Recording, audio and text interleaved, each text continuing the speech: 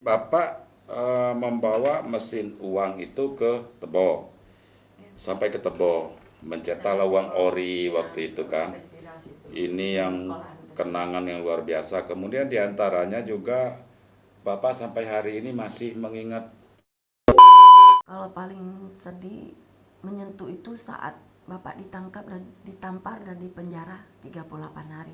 Di penjara di mana dia? Di Tanjung Pinang. Oh, Tanjung Pinang. Jadi di sidang Belanda. Oh. Jadi banyak sekali orang Indonesia yang ditangkap.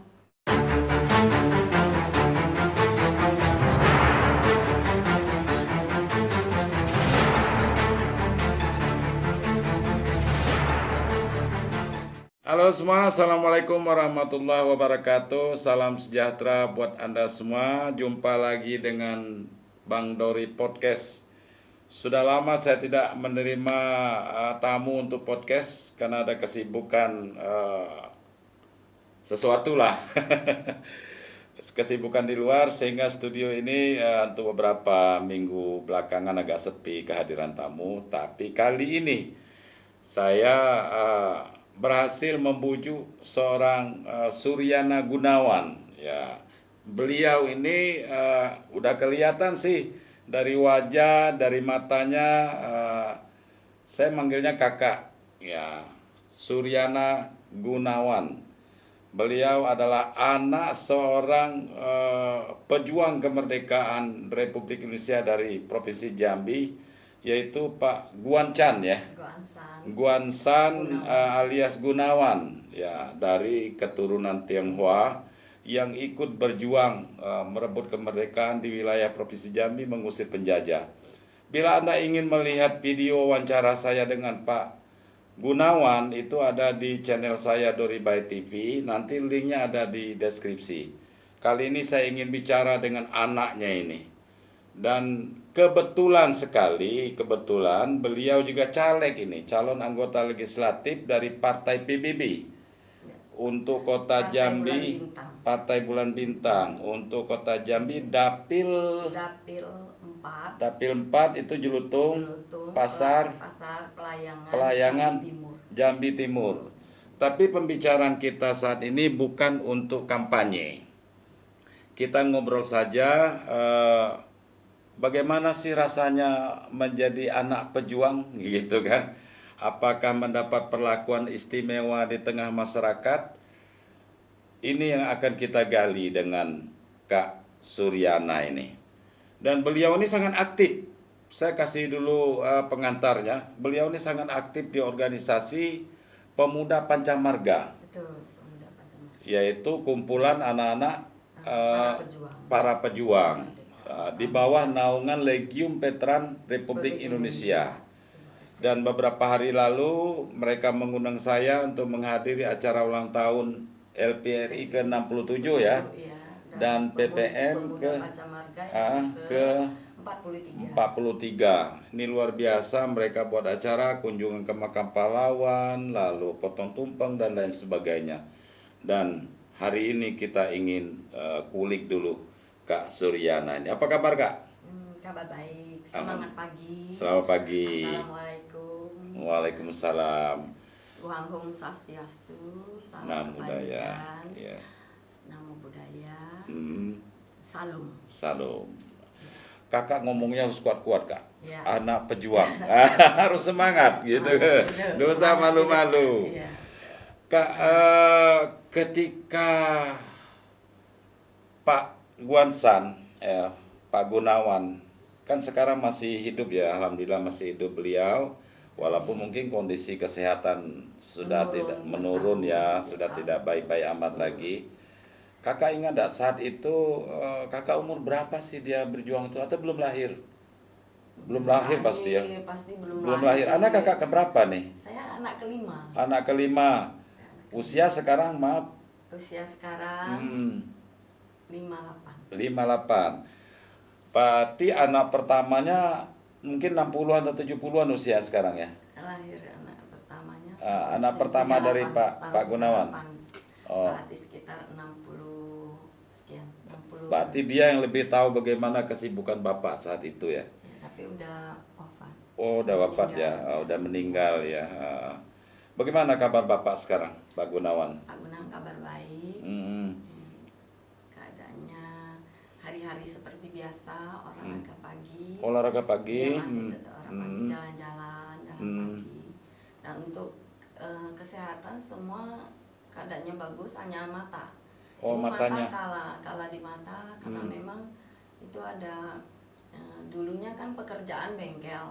Mungkin zaman dulu ngelas atau apa, kita punya perisai untuk mata itu kurang digunakan gitu loh. Tidak seperti Nah, sekarang udah sekarang banyak ya, kita udah kan banyak yang sekarang bagus ya. kan kita pakai semua perlengkapan. Zaman dulu kan Seadanya ya. seadanya koboi gitu istilahnya. Sekarang baru dampaknya gitu. Dampaknya terasa.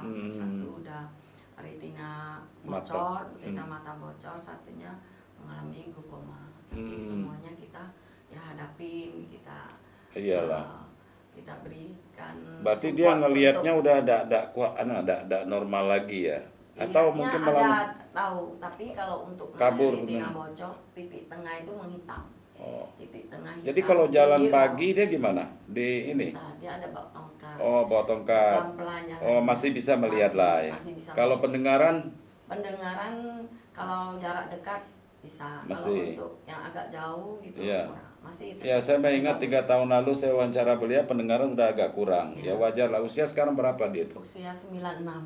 96, 4 tahun lagi 100 loh, luar biasa itu orang tua. Lahir 5 Februari. 5 Februari Ya, nah, tahun 1928. 1928. Jadi Pak Guansan ini, saudara sekalian, Pak Gunawan ini, di dalam catatan sejarahnya saya juga baca dari Museum Perjuangan Negeri Jambi, juga saya dapat informasi di sana. Beliau dulu tuh ikut berjuang bersama Tentara Keamanan Rakyat ya, TKR dia jadi Dulu anggota masuk TKR ya. Jadi stokan. Jadi stokan. Nah, dia inilah yang secara diam-diam dengan keberanian yang luar biasa mengantarkan makanan ya, kemudian bahan bakar segala macam untuk pejuang-pejuang kita yang berada di pedalaman. Mulai dari Batanghari ya sampai ke Tebo, kemana-mana. Luboruso. Sampai daerah Bungo, daerah Solangun semua udah pada kenal air. Iya, sampai sekarang yang tua-tua di sana masih ingat ya. Seperti mereka udah menceritakan kayak di Muara Bungo, banyak yang menceritakan kepada turunannya bahwa dulu ada pejuang yang namanya Pak Ago, Dago Ansan, itu sangat berani, sehingga kita juga sampai di sana. Kamu anak siapa? Anak Pak Gunawan Go Ansan. Oh iya, bapaknya pejuang ya. Saya juga kaget, padahal mereka kan lebih muda dari saya. Iya, berarti mungkin cerita ya, itu turun-temurun. Karena saat itu di Tebo tuh kan, waktu itu di Basira Bapak ada bawa mesin cetak uang. Oh, mesin cetak uang. Jadi semua tahu susah Mesin payahnya. mesin cetak uang untuk apa itu? Untuk kita kan cetak uang zaman dulu di Jambi, namanya Ori. Nah, Oeng Republik Indonesia. Iya. Iya. Itu Oh, Bapak yang bawa mesin itu. Iya, bawa mesin itu. Jadi mesin itu terus dirancang sama Pak komandannya Pak Suryono, dalam bahasa Inggris kan cukup luar biasa ya. Zaman dulu kalau bisa merangkai sehingga kita ada keluar uang namanya uang merah dan uang hitam. Oh, uang itu untuk rakyat kita. Untuk rakyat kita di Jambi. Jadi sistem pertukaran kan dulu. Masih dulu tukar, tapi tidak ada nilai tukar. Jadi ada nilai uangnya.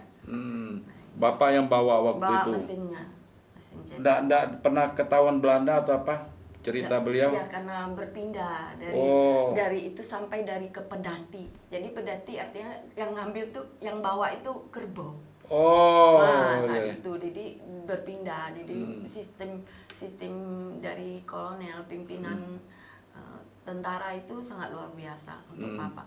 Jadi untuk barang yang masuk ke Jambi tidak langsung melalui sungai langsung ke Tungkal atau kemana enggak, tapi melalui Riau, Rengat dulu. Dari Rengat masuk baru menuju. Jadi tidak tahu itu kemana ya, itu strateginya lah. Strateginya. Tapi Bapak katanya dulu lewat Sungai Batanghari ini. Lewat Sungai Batanghari. Pakai perahu, pakai apa? Pakai boat ya. Pakai boat. Itu dia masih merindukan boatnya sampai sekarang. Jadi, masih ada boat itu? Boat itu saat itu Bapak udah ketahuan Oh. Jadi ada yang melapor di Tebo. Jadi saya ingat papa cerita. Oh. Tapi ini kita ya, jadi hampir aja papa dipukul sama Belanda. Kamu tentara ya? Nah, jadi udah dengan ganggangnya siap untuk hantam papa kan. Nah, karena dengan alasan karena kita warna kulit kan, Chinese. Jadi saya hanya pedagang. Iya, Dan iya. ditolong oleh Penyamaran lah ya, istilahnya, kebetulan dia iya, warnanya putih, kulitnya. Saya kan pedagang. Padahal dia Disuruh bawa, TKR. ya, saya disuruh bawa apa saja saya oke. Yang penting saya Iya. menjual beras lah, apalah. Iya, iya, Nah, iya, iya. jadi Nyamarnya jadi nyamarnya pedagang. seperti itu, pedagang. Dan ditolong oleh Pak Markus saat itu ke polisi pelabuhan. Pelabuhan. Nah itu jadi tertolong di situ. Dan saat itu, tapi sebelumnya bootnya sudah di sama komandan harus tenggelamkan. Dengan sayang, dengan sedih ditenggelamkanlah bootnya. Sampai sekarang dia merindukan bootnya. Suruh saya mencari ada foto boot saya enggak. Gitu. Sampai sekarang saya sedih. Jadi saya juga ya kalau suatu saat mungkin saya bisa. Bootnya dari apa itu? Bootnya itu sebenarnya Skoci Skoci. pas kapal besar yang anti peluru. Dapatnya dari mana itu? Dapatnya kirim lah. Oh, Kita kirim, kirim ya. kan diambil dari Tapi itu Singapura. ditenggelamkan di wilayah mana? Muara Tebo. Oh, Muara Tebo. Ya, ditenggelamkan. Jangan-jangan mungkin nanti musim kemarau bisa ketemu itu. Jadi dengan sekian lama. Oh iya, kan ada masih bangkai-bangkai ini sering ketemu Sering juga kan, bangkai-bangkai. Buktinya, nah ini saudara yang uniknya ini, Pak Guansan, Pak Gunawan ini orang yang ikut mengangkat bangkai pesawat Catalina, ya, yang tenggelam di Sungai Batanghari. Dan dia sendiri saat itu juga pernah memakai pesawat itu ya, bawa bahan-bahan makanan. Enggak, saat itu ditugasin sama komandan, enggak makanan bukan tugasnya, hanya isi aftur. Oh, isi aftur. Ya, saat itu kita Jambi udah bisa mengekspor aftur keluar, sehingga kita dari Belanda tuh ngincar kita udah bisa loh 90.000 baler loh. Iya. Dari Pak Sudarsono ya. Pertamina dulu kan sudah ada ya. Sudah ada. Nah itu kita diincar. Makanya Kenali Asam itu pernah juga dalam catatan sejarahnya di bumi hanguskan oleh Belanda. Nah, kita nggak putus asa lah untuk perjuangan kita, obat-obatan penting. Obat-obatan saat penting. Itu pesawat itu kan kita sewa. Tapi dengan rajin kita ngumpulin uang, pada pejuang-pejuang kita kumpulin uang, kumpulin harta kita yang ada ya kan. Jadi jual karet lah, jual ya banyak sekali ya kan, sehingga kita bisa membeli pesawat RI 005. Yang beli itu pemerintah Indonesia saat itu. Tapi Bapak ikut Kolonel Abun Jani. Iya, Bapak ikut ngerawat.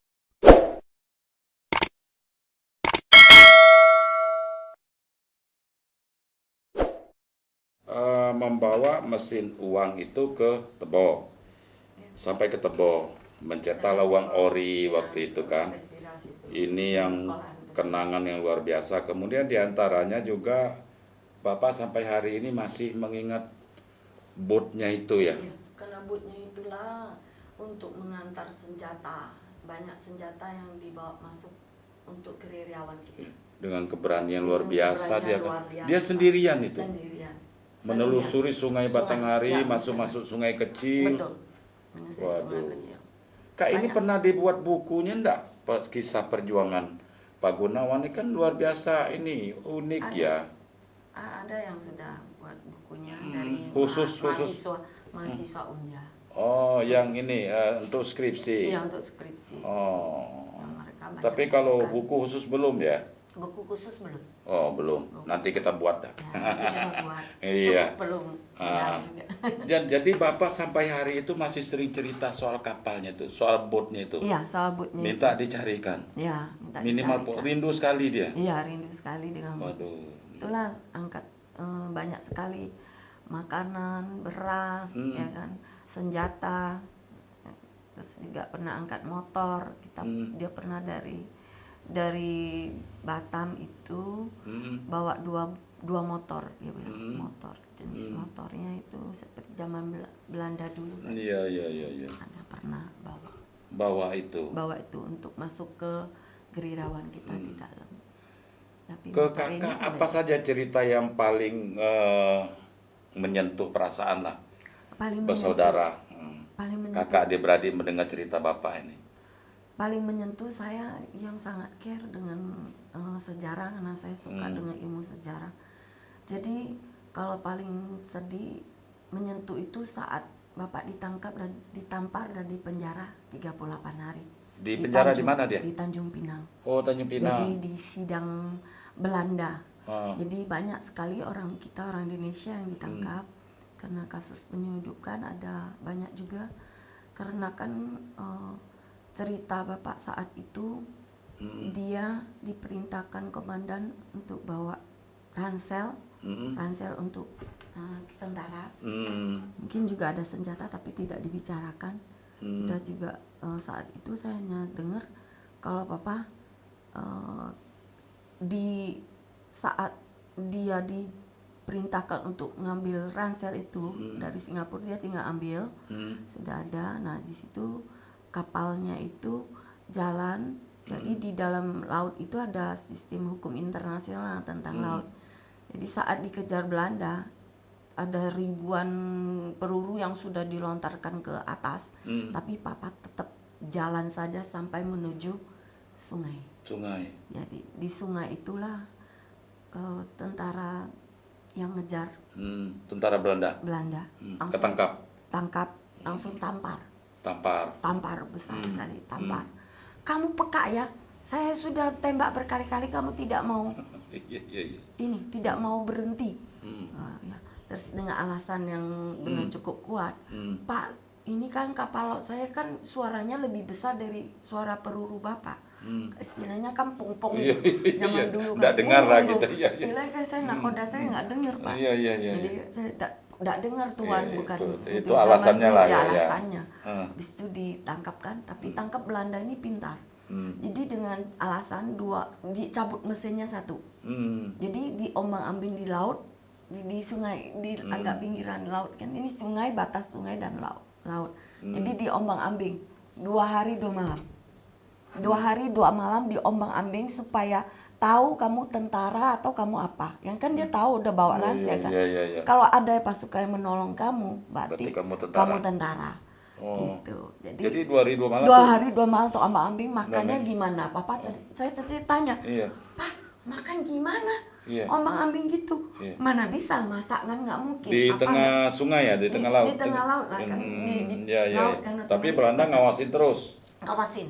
24 jam dia ngawasin. Waduh. Nah, itu di situ. Jadi caranya kita perlu tahu, pengalaman buat kita generasi muda, kalau memang terjadi hal seperti itu, Papa udah mempersiapkan. Jadi seperti gantungan gini, kita panci kita, terus bawahnya ada api. Jadi lengket dengan pancinya, walaupun diombang-ambing gimana, tidak mati dan tetap bisa masak nasi. Jadi rapat. Nah, jadi surat-suratnya gimana? Surat-surat yang penting itu langsung dimasukin ke dalam mesin. Jadi dibuka saat itu, dia ada kawannya satu. Nama kawannya itu sekarang dia sangat muda, udah meninggal. Jadi kawannya itu ikut Papa satu orang.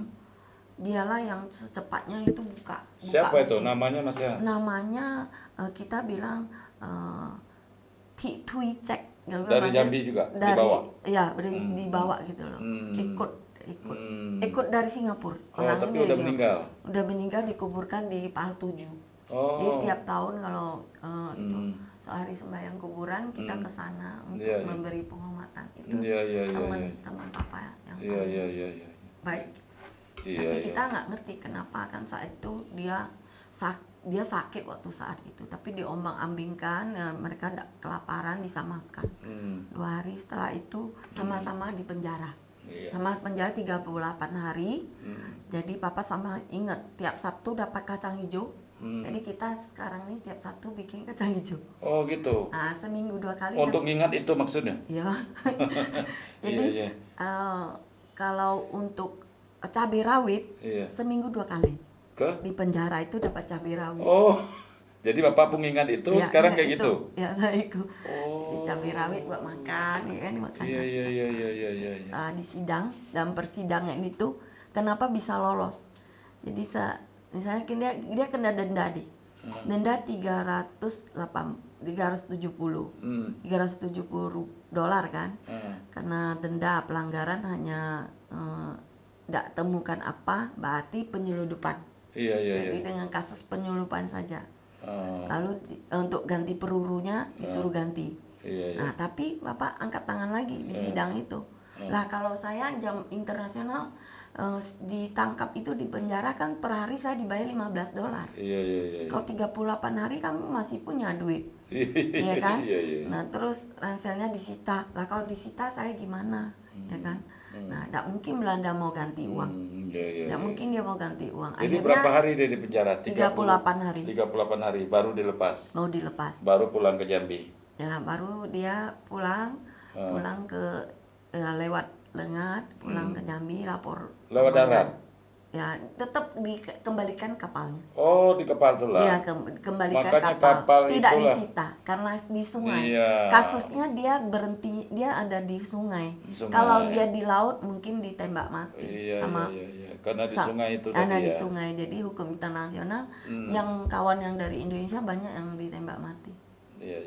Jadi Papa waktu saat itu bisa lolos sama kawannya. Itu cerita yang paling menyentuh ya. Bapak pernah disiksa di situ ya. Di penjara. Tapi di penjara dia tidak mau cerita. Iya. Apa aja yang ya kita tidak mau. Apa yang mendorong Bapak waktu itu dia mau masuk jadi TKR? Pernah cerita nggak?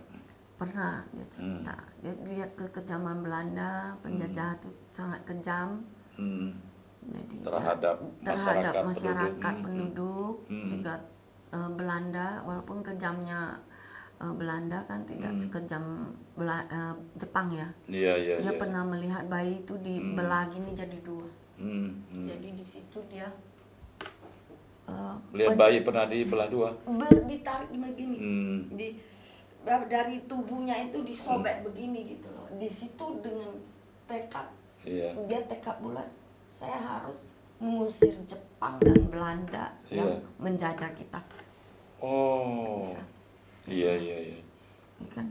Belanda melakukan itu tuh yang pertama kali mendorong dia sehingga tidak kuat dia nahan itu. Dia berjuang, tetap aku mau jadi pejuang. Iya. Oke, kita minta penonton kita untuk subscribe dulu. Makin menarik nih ceritanya ini. Makin menarik cerita. Suami. Iya. Lagi berlangsung. Iya. Ini suami. Oh iya. Sebentar. Udah, belum. Mana lagi wawancara? Lagi ini. Di silent aja handphonenya. Ya, bentar. Saya ngerokok Pak ya di depannya. Oh iya boleh. Pagi aja. Ini sama dengan saya ngerokok juga tuh. Tutup aja Pak. Di mana dia saksikan bayi itu dirobek oleh Belanda? Saat itu Di Jambi ini? oleh penjajah Jepang. Jadi Iya, tahun oleh penjajah. penjajah. Dia lihatnya itu di Singapura. Oh. Ya, zaman dulu kan Singapura, Malaysia kan nyatu ya. Iya. Kita masih bersatu saat itu kan. Mungkin tahun 10 tahun berarti. Iya, dia umur 10 tahun. Berarti waktu dia di sana melihat itu. Ya, 38 kan. Kalau dia lahir 28 yang 10 tahun 38 kan. Iya. Jadi dia udah melihat dari anak kecil, dia udah melihat. Oh. Jadi dia kecil lihat penjajah sebegitu kejamnya. Terus dia juga pernah kerja rodi, artinya dengan Jepang nggak dibayar. Jadi dia pernah gimana caranya untuk dapat makan. Aduh. Tidurnya pun di yang dibuat nama Jepang tuh ada kok kita bilang lubang-lubang ya. Lubang-lubang tidur di situ umur segitu. Terus makannya dia pernah kasih tahu supaya Jepang nggak tahu saya tuh pernah mencuri bangkuang. Bangkuang itu saya caranya gimana? Nggak boleh cabut semua katanya. Potong separuh. Jadi potong separuh langsung tanam. Jadi tidak tahu. Jadi kita makan. Gitu. Dia cerita sama saya pernah. Dia pernah dapat kerja seperti itu. Ya, tidak bayar gitu. Iya. Ada nggak dia cerita teman-teman dia masih ingat dia cerita di Jambi ini? Siapa Nah. saja teman-teman dia, masih ingat enggak dia pernah cerita enggak? Pernah Banyak lah ya. cerita kayak Pak Haji Srarose. Haji Slarose Ya, udah meninggal juga itu nih. komandannya juga Oh, di komandannya. Tebo. Ya di Tebo. Ya, Terus masih hubungan baik kan. oh. Dulu sering. Terus komandannya juga yang di Anak-anaknya Bungo. keturunannya mungkin Pak Haji Slarose almarhum masih ada mungkin di Ya, kita masih di ada. Bungo ya, di Tebo. Di Jambi ada, di Oh, di Jambi. Broni ya. Oh, sering ketemu Kita lah ya. ya PPM kan, kita dalam pemuda Yang Pancamarga. di depan ini Umbari dulu enggak rumahnya ya kalau enggak salah. Ya, Pernah di di depan situ ya, di saya depan, lihat. di depan Umbari rumahnya. Itu Pak. Kak, apa pesan-pesan Bapak terhadap anak-anaknya? Sebelum itu Bapak, apa Kakak ceritakan, kita minta lagi nih penonton kita untuk subscribe dulu. Bantu dulu channel ini untuk bisa terus berkembang.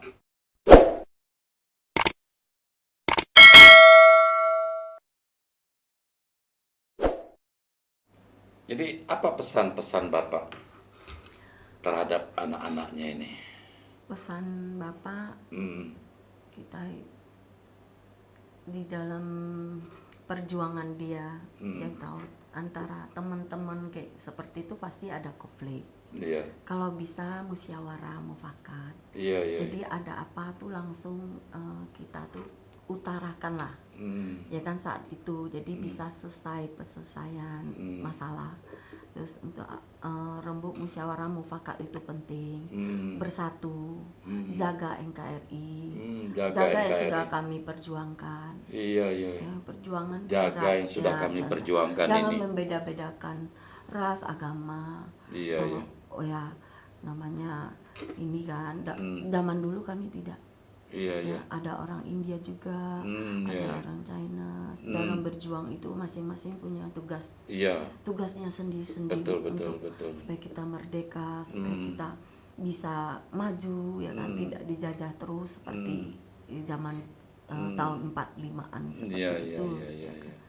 Jadi itu pentingnya bersatu ya kan.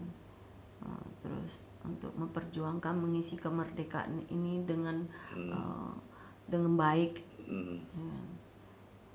Jadi yang diajarkan Bapak itu bagaimana kita bisa mencintai Mencari NKRI. NKRI ini. Tidak ada pembedaan suku, agama, ras, warna kulit dan lain sebagainya. Harus membaur kan begitu. Iya. Nah, Kak, ini menarik. Ya ini mohon maaf ya, kawan-kawan, saudara-saudara kita, teman-teman kita, termasuk teman-teman saya juga yang dari keturunan etnis Tionghoa. Hari ini belum semuanya untuk bisa membaur secara bagus ya dengan katakanlah penduduk-penduduk pribumi. Ini bagaimana saran Kakak terhadap mereka nih? Karena Kakak ini saya lihat memang malah kejambiannya lebih dari orang Jambi gitu kan.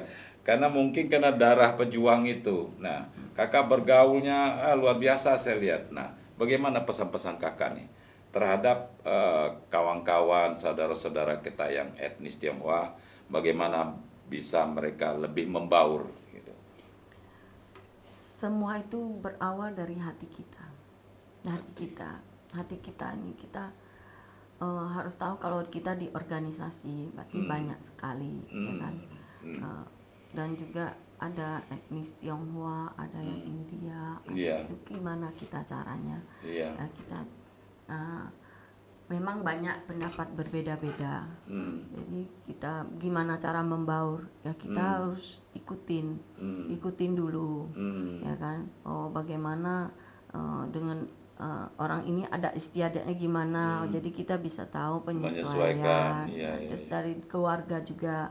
Namanya kalau kita tidak ada kita kalau di dalam keluarga kami tidak ada perbedaan untuk yang suku mana gitu. Kami punya menantu, saya menantuku sendiri dari Jawa, suku Jawa. Muslim berarti. Muslim, anak saya mualaf, ya kan, dari Muslim. Kakak udah lama mualafnya? Ke anak saya. Oh anak ya. Menantu saya kan orang Jawa. Nah terus kakak saya sendiri, abang saya yang nomor 2 kan Pak Haji Anton. Itu dia mualaf juga. Ya. Di kami itu dalam 8 bersaudara berbeda-beda. Iya, iya. Jadi ada Konghucu, Buddha, Kristen, Katolik, Iya. Islam. Menarik itu. Menarik. Ada Idul Fitri, ada Natalan, iya, ada Gongsi Pacai. Gongsi Pacai, Iya, iya. semua Ini ada. iya, iya, Nah, iya, itu iya. kan. Nah, tandanya Iya, itu iya. keluarga kita tetap Jadi kan, udah terbiasa udah gitu ya. biasa. Jadi Ini kita- menarik nah, gitu Kak, iya, iya. terbiasa. Jadi kita nggak ada perbedaan gitu, nggak ada. Kita sudah menghadapin untuk yang teman-teman yang masih pikirannya ini, ya kita harus diri kita sendiri lah, sikap kita diri kita sendiri yang Iya. harus bisa mau membaur, Iya, iya. ya kan, harus bisa membaur. Oh, baru tahu, oh begini. Iya, iya, iya. Nah, kalau di dalam organisasi seperti Pemuda Panjamarga, ya kita tetap bersatu. Kakak udah berapa lama nih di anggota PPM? Pengurus lagi sekarang Sebenarnya saya kan? udah lama. Udah lama, Tahun ya? 90-an, 91 itu saat pengangkatan pesawat itu saya tugas di Jakarta kan. Saya di Oh. Jakarta membantu ayah. Oh, Jadi kita pertemuan dengan Pak Ahmad Tahir, ya kan. Nah, ketua RVRI saat itu juga ketemu komandan Papa yang namanya Pak Suryono, namaku dari sana. Dari Pak Suryono menjadi Suryana. oh gitu, Karena diambil dia Bapak kagum. ini. Ya, Ayah ya. tuh kagum sama Kagum Pak sama Suryono. komandannya, nama anaknya Ya, juga. Untung nggak namanya Suryono. tapi nama di Jawa Suryono. namanya Suryono. Oh Kalau di gitu. Jawa. Oh, dirubah jadi Suryana. Suryana gitu. Jadi Iya, dia iya. sangat mengagumi Komandannya. komandannya waktu itu. Tahun 48 kan dari darat ke udara tugasnya. Iya, iya. Jadi Pak Suryono ini sama Pak Maki Perdana Kusuma. Jadi saat itu kita kunjungi Pak Maki Perdana Kusuma. Tanpa juga ada kerinduan untuk ketemu. Tapi kebanyakan mereka sudah mendahului ayah. Iya, udah meninggal. Saya udah coba kan. Iya, iya, iya. Jadi saya satu-satunya yang Siapa teman Kayak- Bapak di sini nih yang di Jambi yang masih hidup? Ada enggak? Ada. Siapa? Pak Asrir, Pak Asir. Pak Asril di mana tuh? Asir Rasid Oh, yang Asir tinggal di Rasid. Melati. Oh, Tapi masih ada. mereka berpisah. Oh. Saat itu berjuang mereka berpisah. Bapak ke Tebo, Pak Asir ke Tua Tungkal. Tapi seangkatan lah gitu Ya, ya. satu angkatan. Satu angkatan TKR-nya. Lahirnya 1928 sama. Tapi April Pak Asril. Pernah ketemu mereka nih? Pernah kalau Masa-masa ketemu- tua nih? Ya, ketemu. Nostalgia lah gitu Nostalgia. ya? Kadang saya bawa ayah ke sana. Pasti cerita tembak-tembakan gitu? Ya, pasti ceritanya seru. Iya, seru, Bagaimana caranya, ya kan? iya, iya. Caranya. Oke Kak, Gitu. ini mau tidak mau juga saya harus tanyakan. Ya mohon maaf sebelumnya, Bapak kan pejuang dari etnis Tionghoa. Seperti apa sih penghargaan pemerintah terhadap beliau? Pada nyata-nyata dia nih berjuang selama ini. Untuk etnis Tionghoa selama ini Bapak pemerintah Adakah pembedaan yang dia rasakan selama ini? enggak ada. Ada keluhan? Enggak ada keluhan. Pemerintah sangat bagus. Ya, apalagi nih gubernur kita Pak Aris sama ini tidak ada kunjungan ke veteran pejuang 45. Nah, Sekarang ada? Ada. Tiap Agustus datang gubernur berkunjung. Iya. Ya, Pak Aris berkunjung. Jadi Bapak sangat terharu sekali. Diperhatikan, ya kan? Ada Penghargaan apa yang sudah dia dapat? Penghargaan ada penghargaan untuk sebagai pejuang ada. Jadi Bintang piagam ini kan, penghargaan. Nah, bintang kalau Legiun untuk Veterannya? untuk Legiun Veterannya ada dari piagam penghargaan bintang Gerera 1, 2 itu ada. Semua untuk penghargaan yang diberikan ada dari pemerintah. Pemerintah sangat bagus. Berarti Bapak berhak tuh nanti dimakamkan di Makam pahlawan, Iya. Nah, karena tugasnya Bapak kan Iya. dia di 4 tahun sampai 5 tahun. Iya, Jadi iya, dari 45 itu dia sudah tugas sampai akhir 50. Iya. Jadi saat itu Kolonel Abunjani karena zaman dulu itu katanya penurunan pangkat kan. Jadi, ada penurunan ada penurunan pangkatnya. pangkat itu. Dari Jadi, kolonel jadi letkol. nah, ya jadi kalau Kebijakan dari ya, pusat, dari pusat turun setingkat. ya, turun setingkat. Jadi Tapi semua anak buahnya juga ikut turun setingkat. Tapi ada yang memang setuju, ada yang tidak kan. Jadi banyak yang kalau kayak gitu keluar, banyak kan yang keluar tidak mau lanjut itu. Ya langsung bagi jadi pejuang sipil. seperti bapak sih tidak perlu pangkat sebenarnya. Iya. Apa sih arti pangkat saat itu? Gitu Iya, kan. saat itu apa artinya Ya. pangkat? Kalau dibandingkan dengan perjuangan dia, mestinya dia jenderal sekarang. Nah, masih Iya kan? jenderal Iya. gitu. Oke Kak, Kayak gitu. Pesan-pesan Bapak lagi ya terhadap pergaulan sehari-hari dengan teman-teman anak-anak muda ini apa yang dia supaya bisa menjadi inspirasi bagi kita ini. Karena untuk bisa wawancara Bapak kan sudah uzur begitu kan rasanya tidak mungkin lagi kita bisa. Mungkin dari lewat anak-anaknya pernah disampaikan ini. Terhadap Jambi inilah gitu sebagai tumpah darah anak-anaknya. Ya. Untuk anak muda zaman sekarang ini jangan mudah terpengaruh. Jadi semua yang mau dilakukan dipikirkan dahulu. Iya. Baik buruknya terhadap diri sendiri, keluarga, dan masyarakat. Iya. Jadi dipikirkan dan kalau bisa belajar ya apapun itu belajarlah. Kan ada pepatah mengatakan kalau belajar itu sampai ke negeri Cina. Ya kan kita ada istilah seperti itu. Iya. Kita belajar mengamati kata ayah. Jadi sekolah itu juga penting. Ada pendidikan itu penting sehingga membentuk pribadi yang lebih baik. Iya. Jadi dan saya yang pertama di keluarga yang berani untuk keluar untuk kuliah. Jadi kakak saya semuanya hanya tamat SMA, SD, SMP, hanya seperti itu. Dan saya berjuang untuk bisa kuliah keluar. Jadi dari situ ayah mengizinkan saya keluar ke Yogyakarta, saya kuliah di Akademi Akuntansi di sana. Jadi setelah itu adik saya menyusul. Jadi saya bawa mereka untuk daftar ke yang di bawah saya, daftar di Bandung di STI Bandung. Juga selesai dan adik saya yang kecil di Trisakti dengan cum laude. Adik saya yang paling kecil di Sekarang Trisakti. kerja di mana? Sekarang dia di ini jadi AM Prudential, buka punya sendiri. Tidak ada yang mau jadi tentara atau pegawai negeri? Yang sebenarnya saya yang mau jadi Tentara. polisi. Mau jadi polisi. Terus tes Karena dulu. pendek, Oh. Kurang tinggi. nggak lulus di Cilandak waktu itu gitu ada ya di Cilandak. Kenapa ada ortopedi dulu bisa bikin badan ini? Dia tinggi badan. Saya malah seneng nih kalau bisa jadi tentara ataupun polisi. Sudah pernah dicoba tes? Tetap Ya, karena tak memenuhi syarat. Ya, tak memenuhi syarat, bukan Salah apa-apa. sendiri. Tingginya, Iya. tingginya Padahal semampai. Bapak tinggi loh. Ya, Pak Bapak Gunawan tinggi itu. Ayah, ayah yang Saya ayah manggilnya tinggi. Datuk, saudara Iya. sekalian.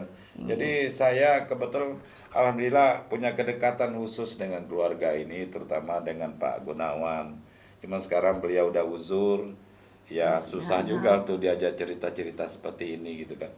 Mudah-mudahan pengalaman beliau, kisah perjuangan beliau ini bisa terekam baik oleh anak-anaknya. Suatu ketika ini bisa kita tulis ya, supaya kita tidak kehilangan jejak sejarah para pejuang kita ini. Nah, terakhir ini Kak, ini cerita politik lah sedikit kan. Ini kebetulan saudara sekalian, jadi tidak ada salahnya kesempatan ini juga saya tanyakan.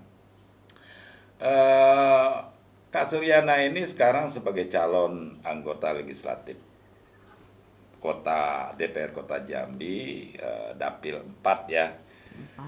Kak, kenapa sih mau nyalonkan anggota DPR? Ini baru pertama kan? Baru pertama.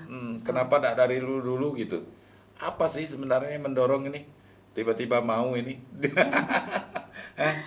Itu mungkin juga Panggilan. takdir ya. Takdir Panggilan ya. Takdir. Ya, mungkin karena kita lihat untuk membangun Jambi ini gimana, ya kan? Kita udah lama di luar. Iya. Ada pensiun, ya kan? Ada pensiun dari kerjaan. Ya, untuk udah perusahaan yang kita di sana kita pimpin dulu. Ya sudah udah ada peralihan orang dan kita kembali ke Jambi untuk menjaga orang tua. Awalnya kan seperti itu. Iya, Tapi berselingnya waktu ya enggak. Ternyata panggilan berbeda. Iya. Dengan niat hati, oh ya gimana dengan teman-teman kan. Oh kira-kira ini coba bantu saya ya kan. Partai di sini saya belum ada caleg untuk kota. Iya. Mau nggak daftar?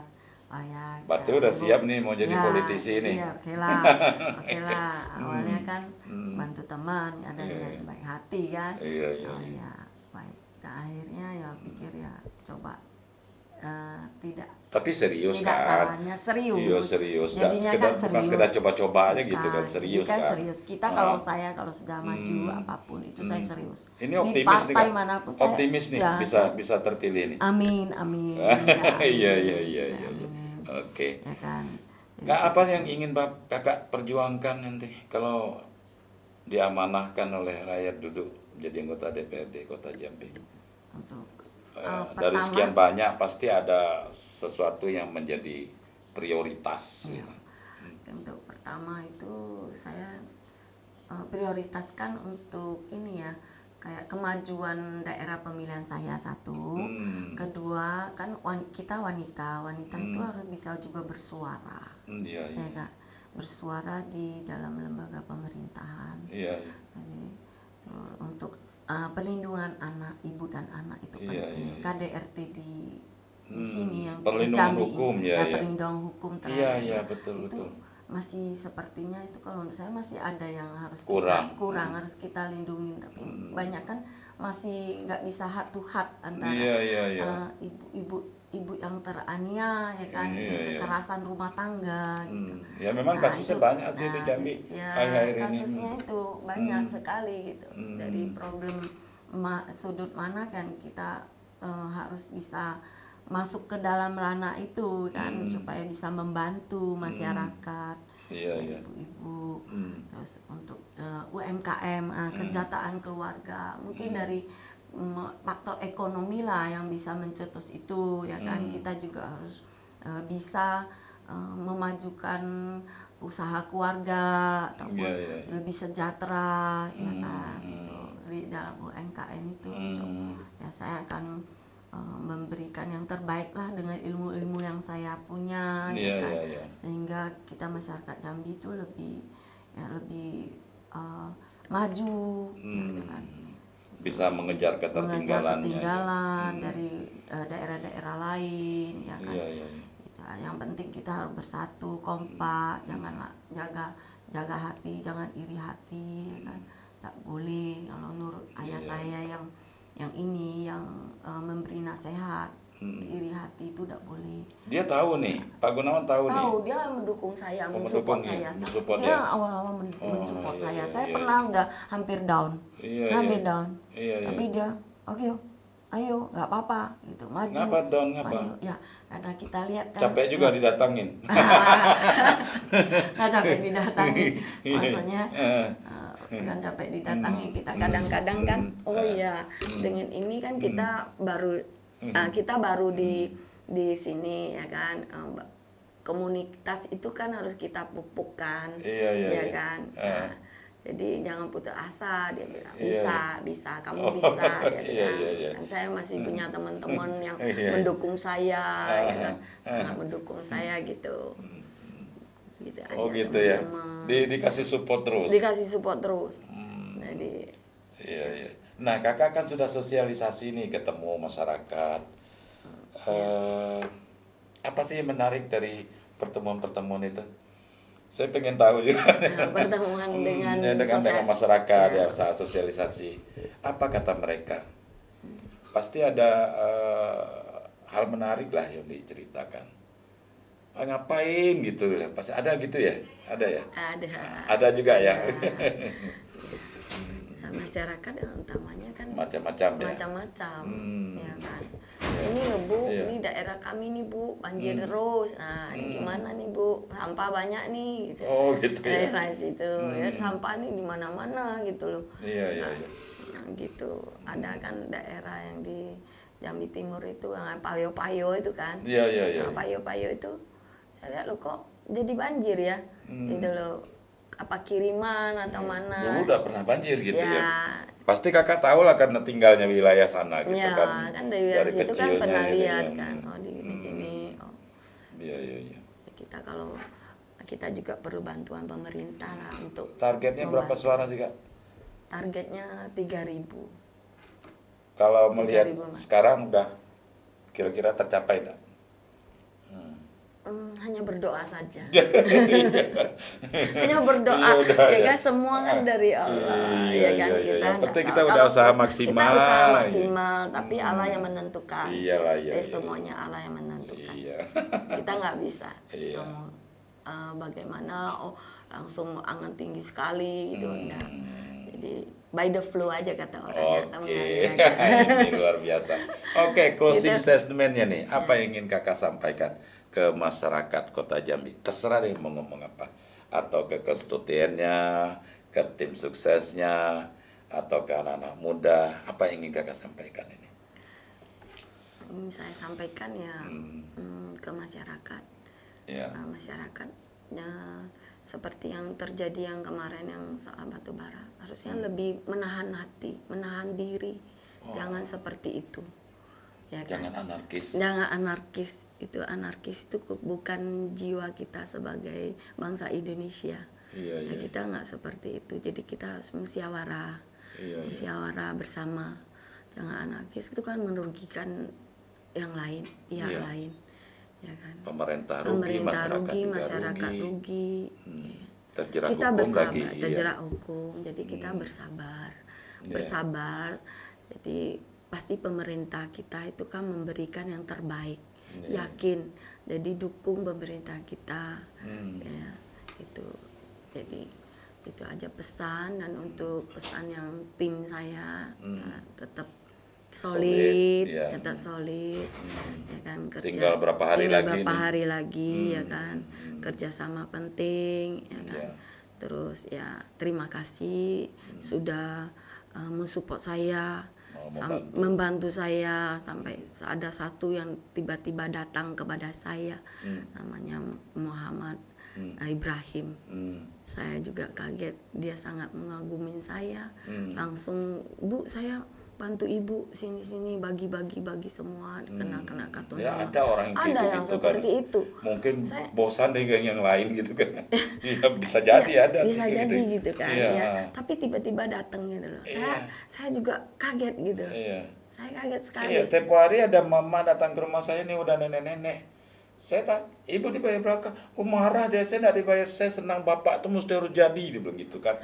Adalah caleg yang, ini anunya, dia bawa kartu nama tuh udah lusuh-lusuh, ini nggak mungkin dari calegnya ini.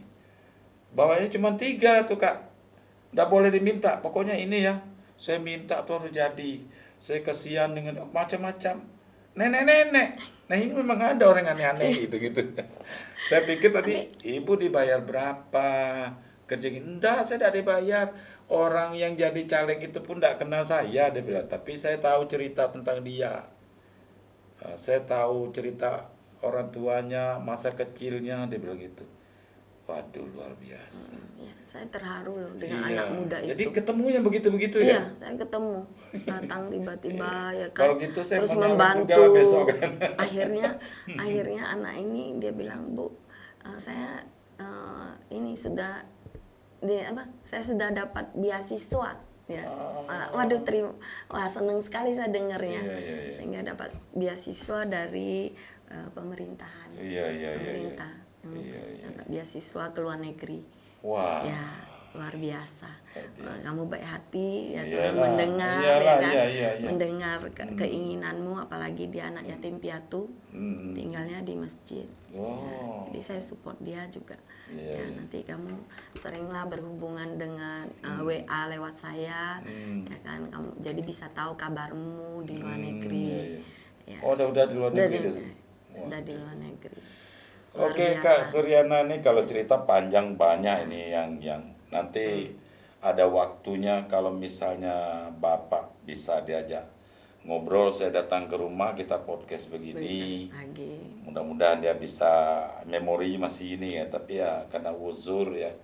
Yang penting kakak tetap sehat sekeluarga, mudah-mudahan apa yang menjadi niatannya nih untuk menjadi anggota dewan bisa Amin. terkabul dan Semoga bisa terkabul. memperjuangkan masyarakat khususnya di dapilnya. Amin. Dan titip salam buat Pak Gunawan, Pak Guansan, mudah-mudahan beliau tetap sehat, panjang umur ya.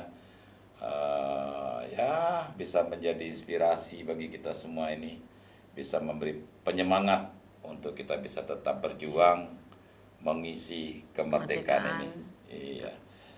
Oke, Tetap kita berjuang, tetap juga berjuang nih. Iya. Sekarang berjuang juga buat keluarga. Buat keluarga, Ya, iya. oke. Ya.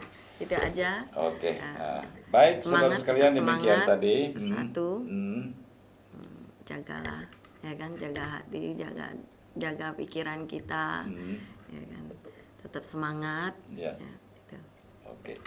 Oke, saudara sekalian, demikian tadi perbincangan tak singkat, cukup panjang juga dengan Kak Suryana Gunawan. Semoga apa yang sudah kita bicarakan ini ada manfaatnya bagi penonton dan bisa menginspirasi kita semua. Bila ada salah, kami mohon maaf. See you di next video. Assalamualaikum warahmatullahi wabarakatuh.